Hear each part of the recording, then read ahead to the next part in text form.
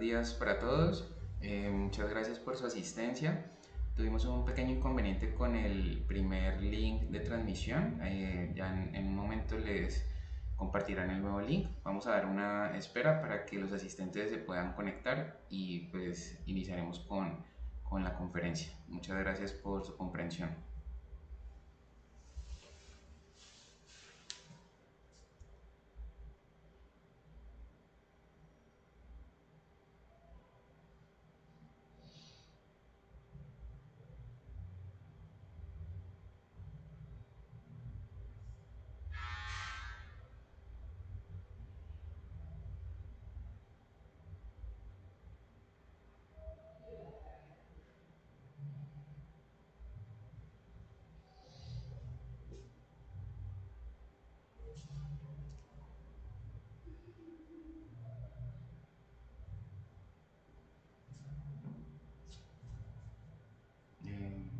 ¿Sí está transmitiendo?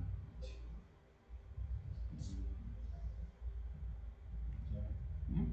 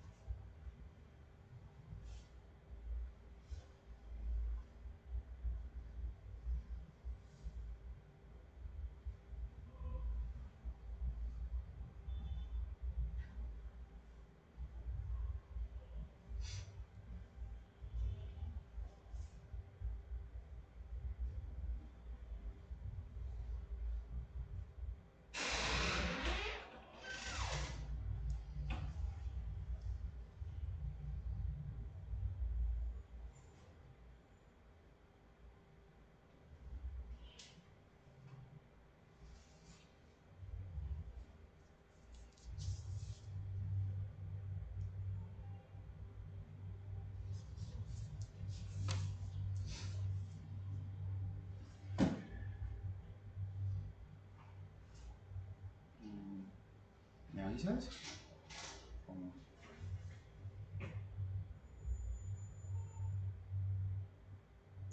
Tiene 6 personas ahí hoy. Mm, Déjame hacer las 15. ¿A las 15? Vale. Bueno, vamos a esperar 2 minuticos más para que terminen de compartir el link al resto de los asistentes para dar inicio a la conferencia. Muchas gracias por su comprensión.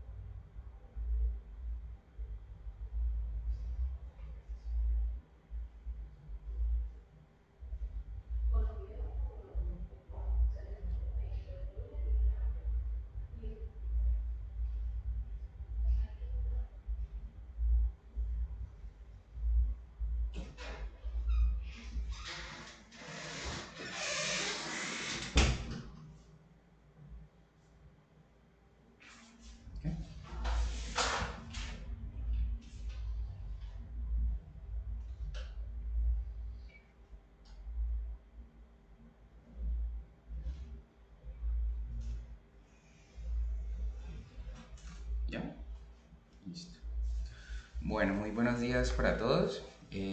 Mucho gusto, mi nombre es Mauricio Uribe Valencia, soy médico especialista en geriatría de la Universidad del Valle.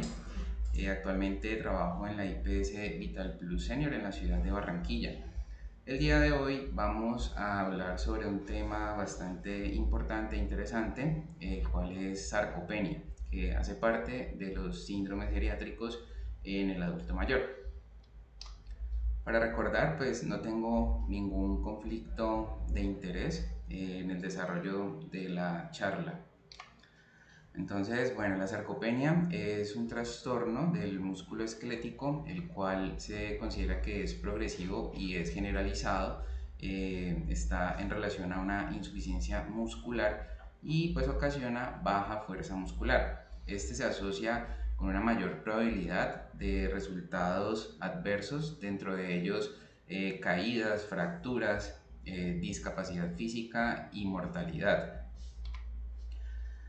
Unos datos importantes en cuanto a la epidemiología. Vemos que está pues, una prevalencia general estimada del 10 al 27%. Se ha encontrado que alrededor del 10% en mayores de 65 años y una prevalencia hasta el 30% en hombres mayores de 80 años. Con lo cual vemos que a medida que vamos envejeciendo, tenemos mayor probabilidad de presentar esta condición. En Colombia, algunos estudios han mostrado prevalencias hasta del 46.5%, según datos de la encuesta SABE Colombia 2015. Bueno, entonces vamos a ilustrar un poquito más en detalle lo que es los músculos y recordar pues un poco de la anatomía y su fisiología. Entonces, si vemos acá, esto sería pues una fibra muscular. Acá tenemos pues todos sus componentes. Dentro pues de ellos tenemos acá el epimicio, el perimicio y el endomicio. Acá vemos lo que es una miofibrilla y observamos lo que es toda la circulación en cuanto pues a los capilares. Vemos lo que es la matriz extracelular, que pues es un recubrimiento que tienen estas miofibrillas, y acá vemos pues una parte pues microscópica donde se ilustra un poco mejor lo que es las miofibrillas y la matriz extracelular. Entonces, en cuanto a las características intrínsecas, vemos que para la contracción pues tenemos unas fibras que se consideran para contracción lentas y rápidas. Tenemos lo que son los miofilamentos, las células satélites, y en cuanto al metabolismo vemos que estos procesos pueden ser oxidativos y también glicolíticos. Acá intervienen lo que son los lípidos y el uso también de glucosa para este metabolismo. En cuanto a los componentes extrínsecos, observamos lo que es las motoneuronas, la unión neuromuscular, los vasos, la vasculatura como tal, en cuanto pues los capilares y la matriz extracelular. Entonces, en determinadas situaciones, pues observamos que estos compuestos, estos componentes pueden tener unas variaciones. Por ejemplo, si la persona está expuesta a ejercicio o algunas alteraciones como necrosis o atrofia, esto va a traer pues una alteración de todos estos componentes. Algo bastante importante a tener en cuenta, vemos que la fuerza del agarre a medida que vamos envejeciendo pues se va disminuyendo. Acá en esta gráfica podemos observar que tenemos un pico de esta fuerza del agarre alrededor de los 35 a 40 años.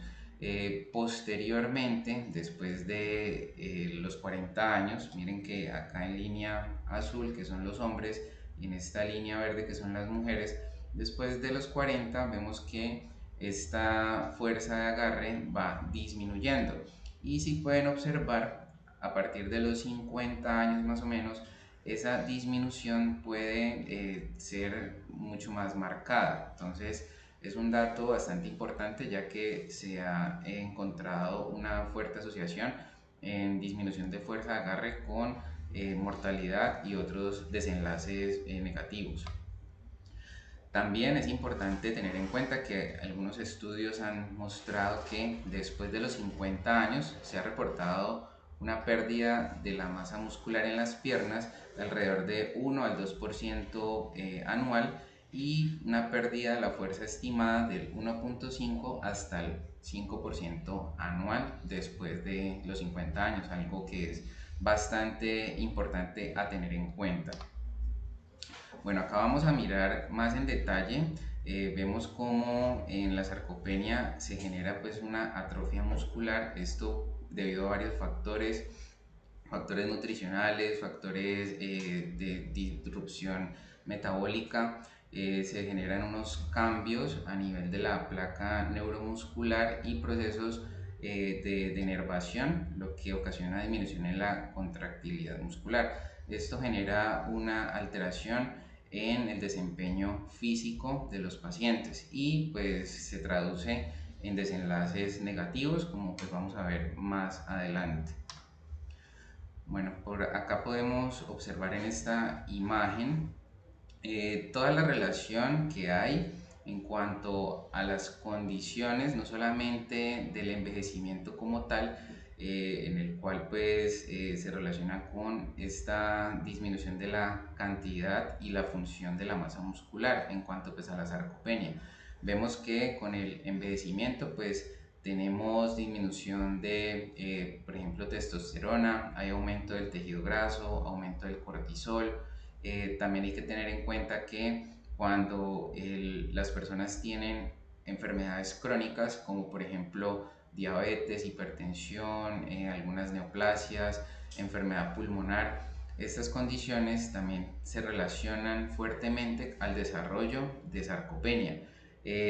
También el estado nutricional juega un papel importante, ya que cuando existe malnutrición encontramos una disminución de la unidad funcional a nivel muscular, que es el sarcómero, y disminución de la biogénesis mitocondrial.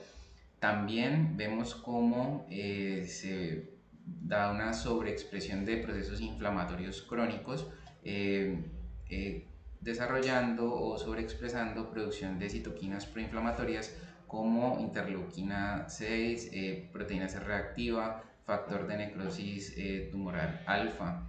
Vemos que también el sedentarismo tiene un efecto sobre el desarrollo de la sarcopenia, ya que hay una menor síntesis proteica, también disminución de la producción de algunas sustancias como el mTOR, que ahorita más adelante vamos a ver qué papel juegan estas sustancias en la síntesis proteica, también disminución en las células satélite y pues da como resultado el desarrollo de sarcopenia. También pues para recalcar un poco la parte nutricional, vemos que a medida que vamos envejeciendo, la cantidad de alimentos que se ingieren puede ir disminuyendo, y también la calidad de estos alimentos también disminuyen. Entonces se disminuye la cantidad de ingesta de proteínas de alto valor biológico, por lo cual va a generar anorexia, se puede presentar trastornos gastrointestinales y favorecer la presentación o el inicio pues, de sarcopenia. Es importante tener en cuenta que también hay algunas alteraciones hormonales relacionadas con la edad y que también influyen al desarrollo de sarcopenia. Entonces vemos cómo a medida que vamos envejeciendo se puede disminuir estrógenos, testosterona principalmente, pero también algunos estudios han mostrado que déficit de algunas vitaminas como la vitamina D también se asocia con disminución de masa muscular, fuerza y eficiencia de estos músculos y el desarrollo pues, de sarcopenia como tal. También hay un aumento de cortisol, resistencia a la insulina y a la leptina, que también favorece a a la aparición de esta entidad. Bueno, en cuanto hay que tener en cuenta que la clasificación, pues desde el 2019 el Consenso Europeo de Sarcopenia hizo algunos cambios en cuanto pues que consideraron que esta entidad no estaba siendo adecuadamente diagnosticada y por lo cual no se estaba ofreciendo un tratamiento adecuado a todos los pacientes. Entonces nos plantean de que se puede clasificar en cuanto a una sarcopenia probable cuando encontramos que el paciente pueda tener una baja fuerza muscular, esto medido con dispositivos como por ejemplo dinamómetros para medir la fuerza del agarre. Encontramos una sarcopenia confirmada cuando tenemos una baja fuerza muscular y también tenemos una baja cantidad o calidad muscular. Y tenemos una sarcopenia grave o sarcopenia severa cuando tenemos baja fuerza muscular, baja cantidad o calidad muscular y también tenemos un bajo rendimiento físico. Esto, pues como vamos a ver más adelante, lo podemos evaluar, por ejemplo, con pruebas de rendimiento como el SPPB o velocidad de la marcha. También en cuanto a la clasificación, podemos tener una sarcopenia primaria cuando se relaciona con la edad y cuando no hay otra causa específica evidente, como por ejemplo algunas patologías como vimos anteriormente, neoplasias, diabetes, enfermedad pulmonar, que puedan estar conllevando a la aparición de esta entidad. Una sarcopenia secundaria, pues cuando hay factores evidentes que puedan causar y pues que estos factores sean distintos al envejecimiento, que puede ser aguda cuando dura menos de 6 meses y crónica cuando ya ha durado más de 6 meses. En cuanto al diagnóstico, tenemos algunas escalas de tamizaje, como por ejemplo el SARC-F. Entonces acá la podemos observar en detalle, es una escala bastante sencilla, donde tenemos algunas preguntas, unos ítems, como por ejemplo, qué dificultad tiene para levantar objetos de 4.5 kilos. Entonces acá nos da una puntuación en cuanto a la respuesta, pues ninguna, 0 puntos, alguna 1 punto, mucha o incapaz, 2 puntos. ¿Qué tanta dificultad tiene para cruzar caminando por un cuarto, una habitación? Ninguna, alguna, mucha o requiere ayuda de otra persona. ¿Qué tanta dificultad tiene para levantarse de una silla o de la cama? Ninguna, alguna, mucha o incapaz sin ayuda. ¿Qué tanta dificultad tiene para subir 10 escalones? Y cuántas veces se ha caído en el último año. Entonces acá vemos que puntúa cuando ha tenido 1 a 3 caídas, le da 1 punto, 4 más caídas, 2 puntos.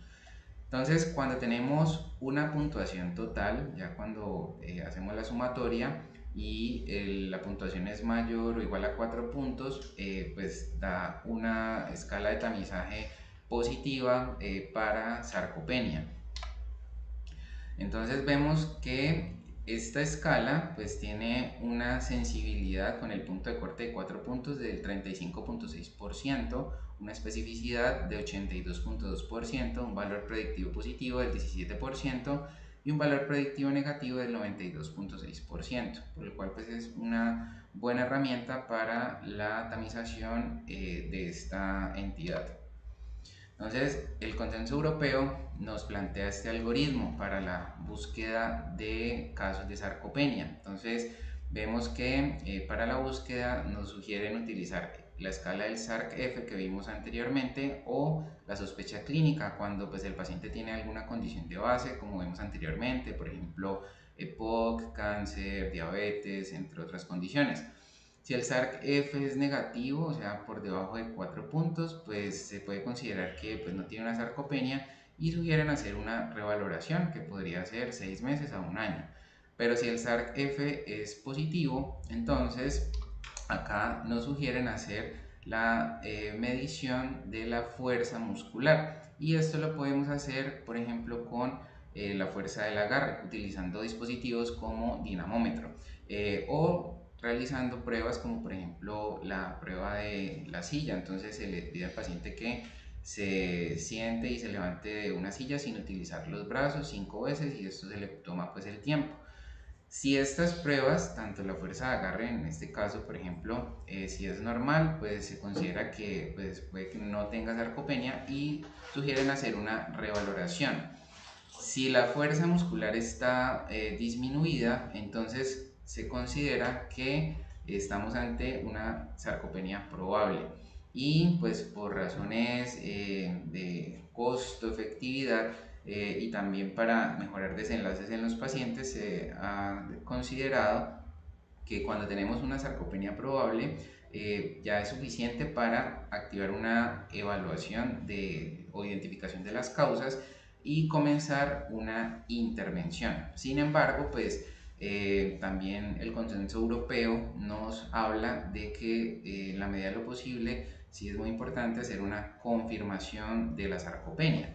Y esta confirmación la podemos realizar, pues acá evaluamos lo que es la cantidad o la calidad muscular mediante diversos métodos diagnósticos, como por ejemplo densitometría, bioimpedancia eléctrica, tomografía o estudios de resonancia magnética.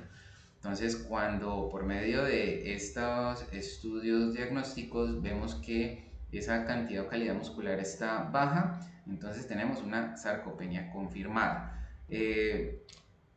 Acá, pues, hacer un paréntesis, vemos que la confirmación de esta entidad por lo general no se realiza mucho, porque pues de pronto los costos de la solicitud de algunos estudios, estar solicitando pues estas imágenes solamente para confirmar esta entidad, pues a veces no es costo efectivo. Por eso cuando tenemos una sarcopenia probable, pues se pueden iniciar todas las intervenciones necesarias.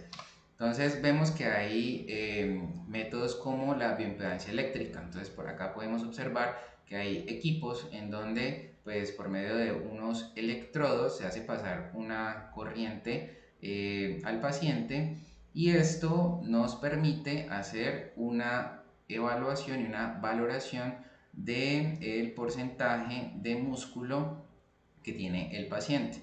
Entonces, esto pues ya se ha estudiado, se ha hecho comparaciones en cuanto a los otros métodos diagnósticos, como es la densitometría, la tomografía o resonancia, y ha arrojado unos resultados favorables. O sea que también es una buena opción que incluso se puede hacer en el consultorio, y esto disminuyendo los costos, porque vemos que hay equipos de bioimpedancia eléctrica, como por ejemplo el Quantum Legacy, que pues puede costar alrededor de $2.490. O sea que pues estos equipos son bastante costosos, ¿ya?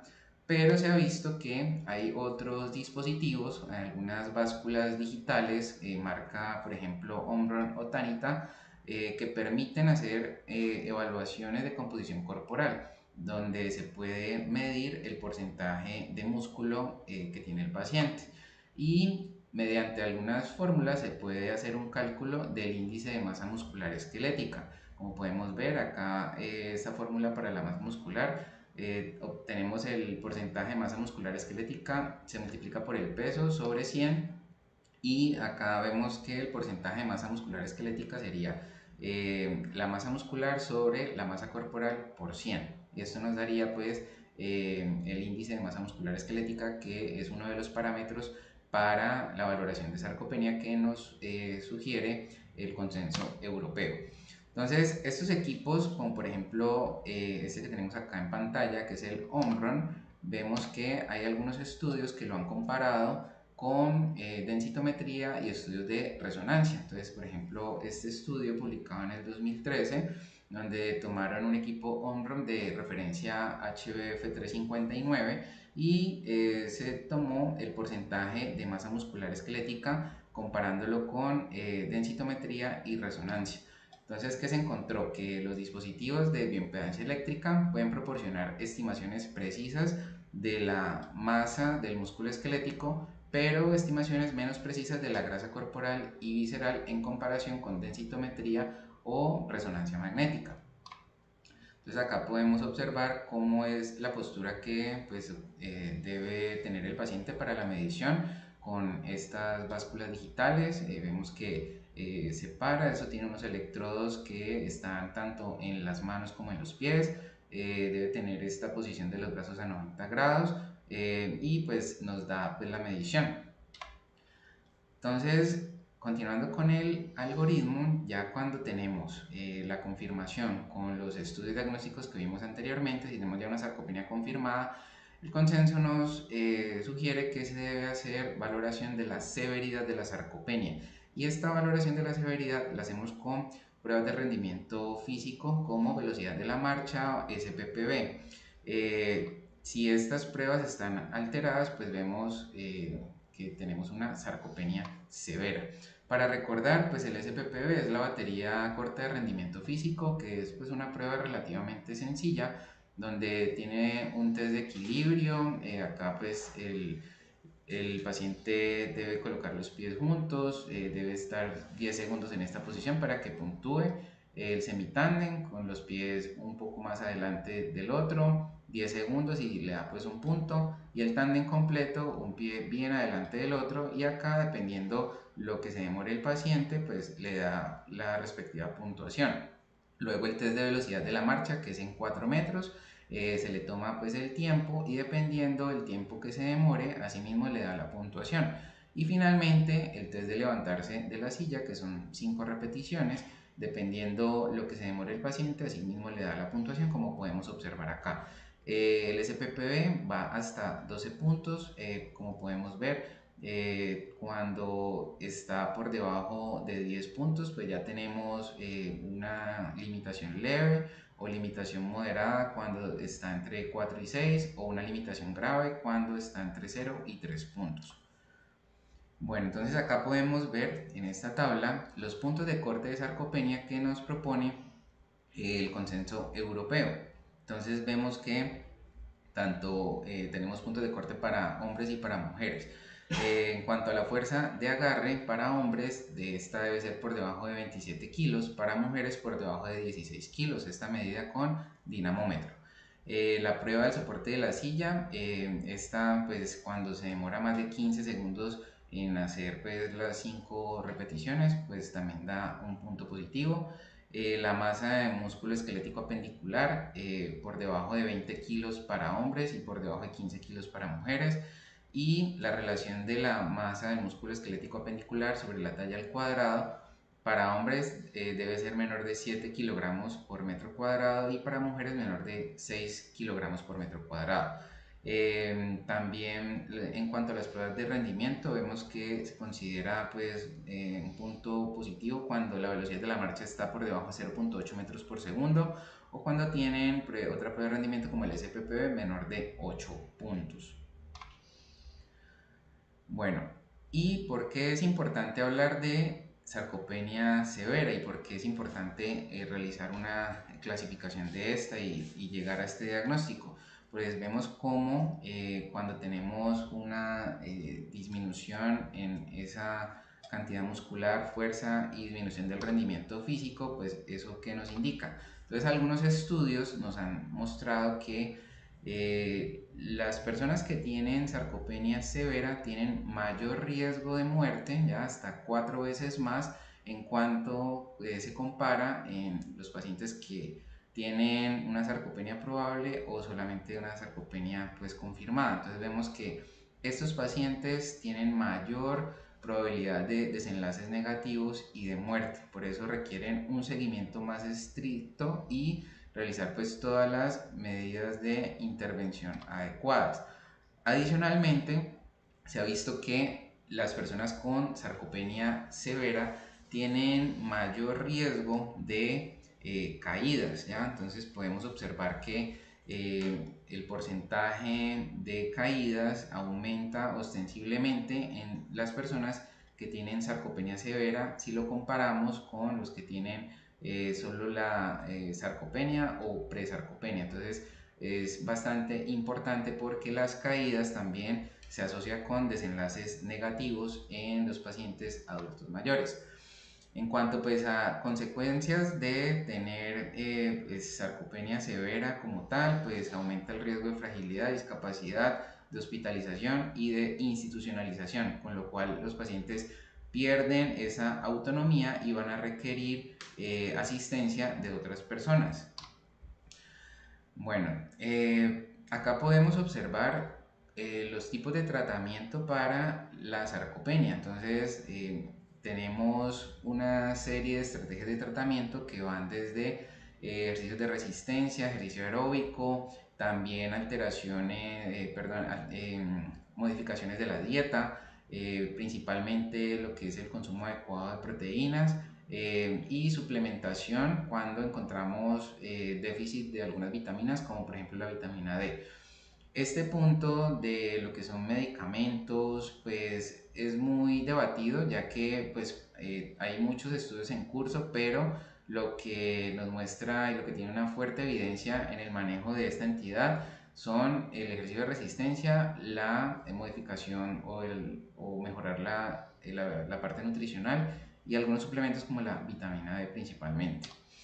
Entonces acá podemos ver los efectos de la actividad física y el ejercicio y también la ingesta de proteínas en la fisiología muscular. Entonces esto lo vamos a ver más en detalle. Entonces acá tenemos una fibra muscular. Vemos cómo la actividad física pues tiene un efecto positivo sobre lo que es la biogénesis mitocondrial, la función mitocondrial, también en cuanto a la circulación, la vasculatura y los capilares que hay a nivel muscular, aumenta la sensibilidad a la insulina y vemos cómo hay otros eventos como el aumento de la degradación proteica. Eso sí tiene un efecto negativo sobre esa síntesis de proteínas, y también algunas citoquinas proinflamatorias como interleuquina 1, interleuquina 6 y factor de necrosis tumoral tiene un efecto pues, negativo en esa síntesis muscular. Acá tenemos una fibra muscular y vemos que para que se genere síntesis muscular tenemos que completar dos procesos. Uno, tenemos que activar una sustancia que se llama el mTOR y esa activación de esa sustancia la hacemos mediante la estimulación de unos mecanorreceptores que están en la fibra muscular y esto lo hacemos mediante ejercicios de resistencia. Pero también, por otra parte, tenemos que en la fibra muscular hay unos receptores para algunos aminoácidos, principalmente lo que es la leucina. Entonces, cuando tenemos estos dos eventos, los ejercicios de resistencia y la presencia de estos aminoácidos, pues va a activar esta sustancia que es el mTOR y se va a favorecer o se va a activar la síntesis muscular. Pero si no se dan estos dos eventos, pues una activación de ambos, esta síntesis muscular pues no se va a dar, ¿ya? Algunos estudios hablan de que es importante el consumo de al menos 30 gramos de proteína cuando pues, el paciente está realizando los ejercicios de resistencia para tener una adecuada síntesis muscular. En cuanto a las características de los ejercicios, pues tenemos que estos ejercicios de resistencia aumentan el contenido en mioglobina muscular entre un 75 y 80%, que favorece el almacenamiento de oxígeno, incrementa el número y tamaño de las mitocondrias y aumenta las enzimas oxidativas. El Colegio Americano de Medicina del Deporte nos da algunas recomendaciones, ya que estos ejercicios deben ser 2 a 3 días por semana, 1 a 3 series de 8 a 12 repeticiones cada una, que se debe realizar de 8 a 10 grupos musculares mayores y una intensidad del 70 al 80% de la potencia máxima. Puntos clave en cuanto a estos ejercicios. Entonces tenemos que el entrenamiento de resistencia es la principal intervención terapéutica que ha demostrado revertir la sarcopenia. Tiene efectos sobre masa muscular apendicular, fuerza de agarre y velocidad de la marcha. La frecuencia de 2 a 3 sesiones semanales se ha visto que proporciona una estimulación anabólica óptima para los adultos mayores, que una intensidad de entrenamiento moderada alta del 60-80% ofrece mayores mejoras en la fuerza y la función muscular, y pues que la intensidad no solo es en el volumen, sino que pues ese es el factor clave para revertir la sarcopenia, o sea, la intensidad de estos ejercicios. Vemos que la sobrecarga progresiva es esencial para tener una respuesta continua y pues que el aumento gradual de la resistencia, la serie o las repeticiones garantiza adaptaciones mitocondriales, neuromusculares e hipertróficas continuas. También como los movimientos funcionales multiarticulares proporcionan resultados superiores cuando se compara con ejercicios aislados. Y acá pues ejercicios como por ejemplo sentadillas, prensas y remos mejoran parámetros como el equilibrio, la movilidad y también favorece la independencia en estas personas. En cuanto al manejo nutricional, pues se observa que, pues como les hablaba anteriormente, el consumo adecuado de proteína, algunos antioxidantes y aminoácidos esenciales, como entre ellos la leucina. También se ha observado un efecto positivo con el consumo de omega 3 y suplementación de vitamina D cuando esta está por debajo de 30. Es importante tener en cuenta cómo hacer o los pasos que debe hacer para implementar el manejo nutricional. Entonces, en cuanto a la alimentación, pues hacer un adecuado aporte de la energía y los nutrientes, adecuada hidratación. En los adultos mayores hay que jugar con las texturas, las consistencias, ya que pues como les explicaba anteriormente, se va disminuyendo pues la ingesta de ciertos alimentos y esto favorece la aparición de estas entidades. También una alimentación consciente, que sea en los horarios adecuados, evaluar también lo que es la masticación, es muy importante evaluar la salud oral en estos pacientes, el tiempo y pues si el paciente requiere asistencia para realizar pues la alimentación como tal. También hacer una evaluación periódica, hacer una anamnesis alimentaria, valorando pues que tenga un cumplimiento adecuado de la ingesta calórica y nutricional, y la modulación nutricional en cuanto pues a la implementación de alimentos funcionales, nutrientes y suplementación en el caso de que se requiera. Las proteínas, pues vemos que el consumo subóptimo de estas se da en un 40% de la población. Se observa que tiene un consumo menor de la ingesta diaria recomendada. Se sugiere el consumo de 1 a 2 gramos kilo de peso por día, y pues se observa que la pérdida de la masa muscular pues se da hasta en un 40% en comparación pues con una ingesta de proteínas de 0.8 gramos por kilo. En cuanto pues una recomendación general es de 1 a 1.5 gramos kilo día, buscando pues un consumo que esté entre los 25 a 30 gramos de proteína en cada tiempo de comida. Entonces acá podemos observar que para disminuir esa degradación proteica, tenemos que mejorar el consumo de proteínas. Acá pues les traje un ejemplo donde podemos ver el contenido de proteína que tiene cada uno de estos alimentos, como por ejemplo el pollo, que 100 gramos tiene alrededor de 28 gramos, el atún, 100 gramos tiene 25 gramos de proteína, la leche, 240 mililitros tiene alrededor de 9 gramos de proteína, 2 unidades de huevo tiene alrededor de 12 gramos de proteína, 3 cuartos de taza de leguminosas tiene alrededor de 13 gramos de proteína y la carne, 100 gramos, tiene alrededor de 20 gramos de proteína. Entonces acá podemos plantear o organizar bien la parte de la dieta de nuestros pacientes para mejorar ese consumo de proteína y realizar un adecuado manejo de la sarcopenia. Acá esta gráfica es bastante interesante, ya que vemos lo que es la síntesis de proteína muscular, y vemos cómo es la respuesta en jóvenes y la respuesta en viejos. Acá en la línea punteada es la respuesta en los adultos. Vemos cómo si yo suplemento con proteínas, o sea, si aumento esa ingesta de proteínas, si paso de 10 a 20 gramos, miren cómo puedo igualar esa síntesis proteica, o pues que esté muy similar a la síntesis proteica que encuentro en las personas más jóvenes. Entonces se ha demostrado que la suplementación de proteínas y el ajuste de la ingesta de proteínas tiene un factor benéfico en la síntesis de proteínas musculares, y eso se pudo demostrar en este estudio donde se observó que la suplementación con proteínas aumenta la ganancia de masa muscular durante el entrenamiento prolongado con ejercicios de resistencia en ancianos frágiles. Fue un estudio aleatorizado, doble ciego y controlado con placebo. Se tomaron 62 adultos frágiles de alrededor de 78 años y pues se incluyeron en un programa de entrenamientos con ejercicios de resistencia progresiva, 2 sesiones por semana durante 24 semanas y fueron suplementados 2 veces al día con proteína, 30 gramos o un placebo. Y se observó que a las 24 semanas de seguimiento se obtuvo un aumento o un cambio en la masa magra total después de las 12 y las 24 semanas, como podemos observar acá. Entonces, si lo comparamos con las personas que recibieron el placebo, pues la cantidad de masa corporal magra pues fue bastante superior, que fue más de 1 kilo, o sea, hasta 1.4 kilogramos de ganancia en masa corporal magra en estos pacientes que recibieron el entrenamiento con ejercicios de resistencia y la suplementación proteica.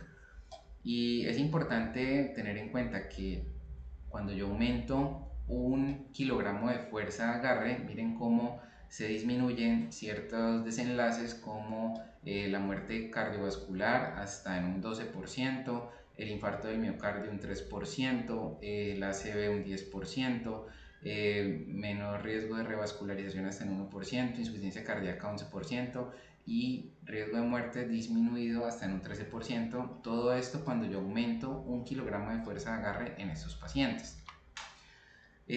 Otro punto importante en cuanto al tratamiento, nos hablan del HMB. Esta sustancia se ha visto que tiene un efecto positivo en cuanto a que aumenta la biogénesis mitocondrial, aumenta síntesis de colesterol, tiene un papel importante en la proliferación de células satélite, inhibe el sistema de autofagia caspasa, también estimula la vía mTOR y aumenta la síntesis de proteínas. Entonces, como vimos anteriormente, esta es una de las principales vías de síntesis de proteínas, por lo cual tiene un efecto positivo en el manejo de esta entidad.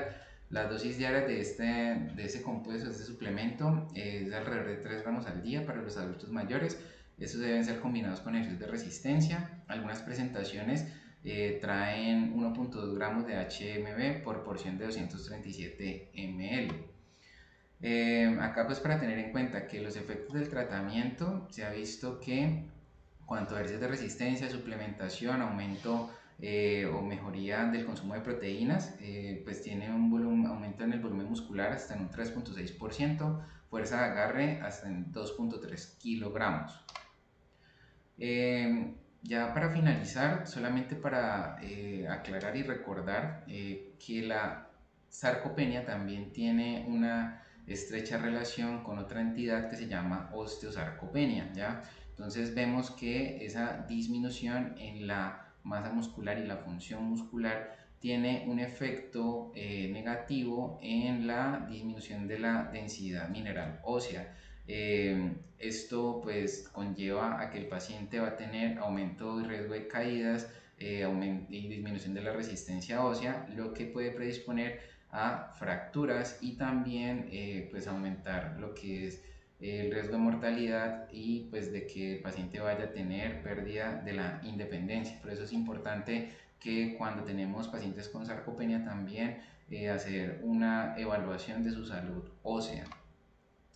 Es importante recordar que la sarcopenia pues, requiere un enfoque integral para realizar un manejo de las comorbilidades de los pacientes, realizar de prescripción de medicamentos, evaluar el riesgo de las caídas para asimismo dar el enfoque preventivo, valorar y dar pues todas las pautas de rehabilitación y de educación al paciente. En cuanto pues a prevención, siempre promover pues la actividad física, dentro de ellos los ejercicios de resistencia, que los pacientes tengan una adecuada ingesta de proteínas, realizar siempre pues una detección temprana de estas entidades para asimismo dar unas medidas y un tratamiento adecuado y hacer un manejo integral de todas sus enfermedades crónicas. Y para finalizar, pues vemos que a manera de conclusión, la sarcopenia pues como vimos es una entidad frecuente y que en muchos casos está subdiagnosticada, debe buscarse activamente para ofrecer un tratamiento oportuno. La valoración geriátrica integral es fundamental para brindar un manejo adecuado y pues se requiere un enfoque multidisciplinario, tanto de geriatría, nutrición, terapia física, entre otras especialidades. Bueno, muchísimas gracias por su atención, por su asistencia a esta conferencia. Espero haya sido de su agrado. Quedamos muy atentos a sus preguntas y recordarles a todos que en Vital Plus Senior tenemos el servicio de geriatría. Acá están pues los datos donde pueden contactarse con la institución. Estaremos prestos a realizar pues las atenciones y aclarar todas sus dudas. Muchísimas gracias. Quedo atento si tienen alguna pregunta, con mucho gusto.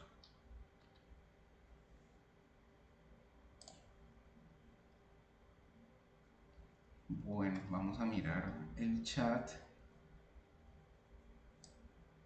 para ver si hay preguntas de los asistentes.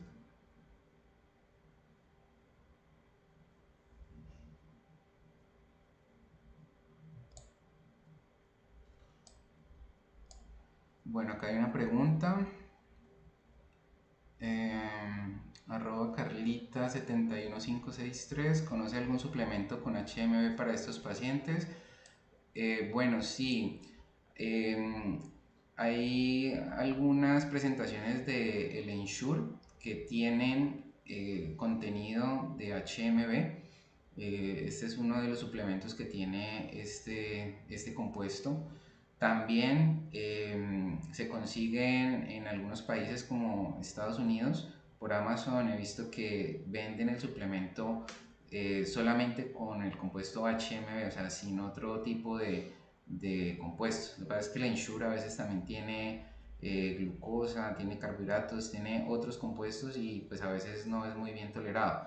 Pero pues es uno de los que tiene este suplemento.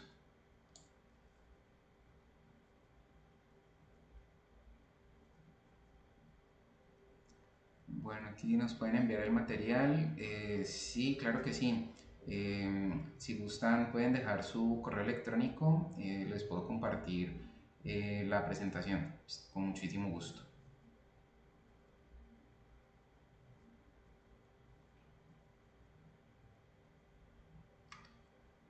Bueno, si es bien tolerado el HMB solo, sí. La verdad, hay algunos estudios que han mostrado que la tolerancia de este compuesto solo tiene una adecuada tolerancia en los pacientes.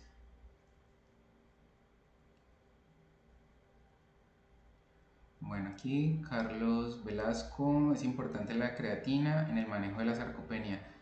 Sí, sí, tienes razón. La creatina es otro suplemento que se ha estudiado en esta condición. Sin embargo, pues lo que tiene mayor evidencia como tal es el ejercicio de resistencia y la suplementación de proteínas.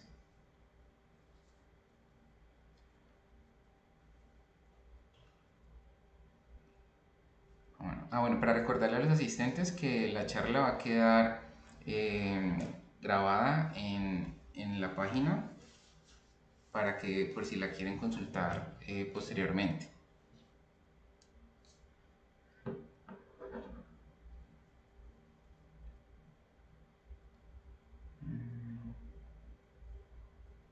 Bueno, acá hay otra pregunta. Doctor, ¿la creatina es bueno que la tomen los adultos mayores de 65 años? Bueno, pues no es que todos lo deban recibir, pero pues es una medida que se ha visto que tiene impacto sobre la salud muscular. Entonces, si no tienen condiciones de base como principalmente, por ejemplo, enfermedad renal crónica, otra patología crónica pues que no esté controlada, pues no habría una contraindicación como tal.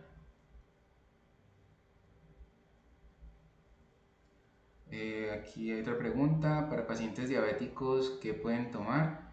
Bueno, pues siempre es importante hacer una valoración integral, ya que pues, los pacientes con diabetes tienen mayor riesgo del desarrollo de sarcopenia. Incluso se ha visto que hay pacientes que pueden tener escalas de tamizaje como el SARC-F negativos. Entonces, pues en los diabéticos siempre, si se va a optar por suplementación, utilizar suplementos que no tengan azúcares añadidos. Hay otras presentaciones, como por ejemplo el ProWay, donde pues no se utilizan pues azúcares añadidos y es apto para diabéticos. Bueno, en pacientes con enfermedad renal crónica. Bueno, es importante, muchas gracias por esta pregunta. Pacientes con enfermedad renal, lo que nos hablan es que el aporte de proteínas puede ser alrededor de 1 a 1.2 gramos kilo día, ¿ya? De pronto dar unas dosis mayores de unos 5 a 2 gramos kilo día sí puede tener un efecto negativo en cuanto a la función renal. Entonces acá pues acompañarnos es o apoyarnos en el servicio pues, de nutrición y también el ejercicio de resistencia es lo que más o más tiene evidencia en este tipo de pacientes. ¿En qué dosis diaria se da el HMB? Bueno, como vimos acá en la presentación es alrededor de 2 a 3 gramos. En pacientes con enfermedad renal crónica, ¿qué puede tomar? Este ya la respondimos.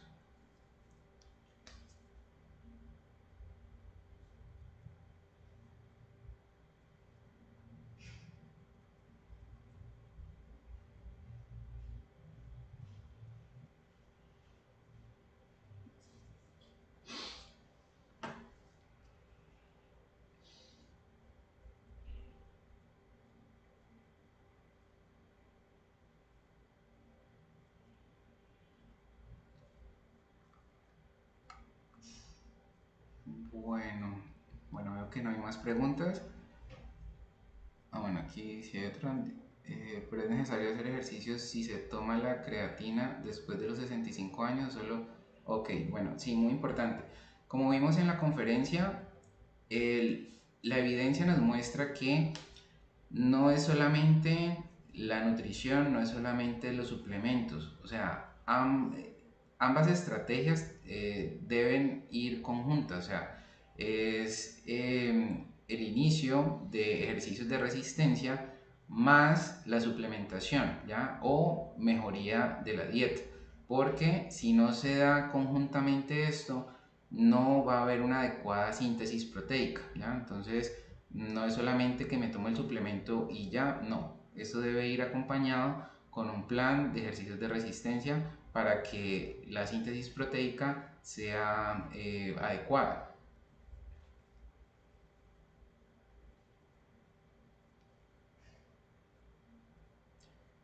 Y pues bueno, no es solamente caminar, ejercicios de resistencia nos habla, por ejemplo, utilizar bandas elásticas, utilizar algunas pesas, por ejemplo, las bandas elásticas se pueden usar tanto en miembros superiores como en miembros inferiores, ¿ya?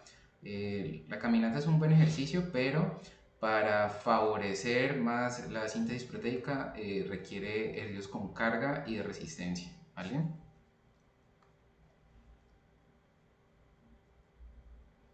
Bueno, muy bien. Entonces,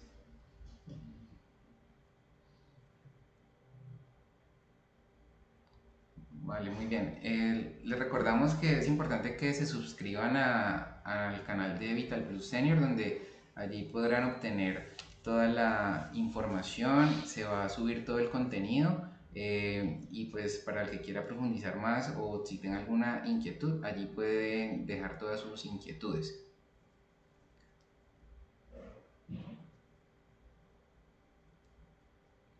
Bueno, no hay más preguntas. Entonces, muchísimas gracias por su atención. Eh, Recordarles que el contenido va a quedar en el canal. Bueno, muy buen día para todos. Hasta luego.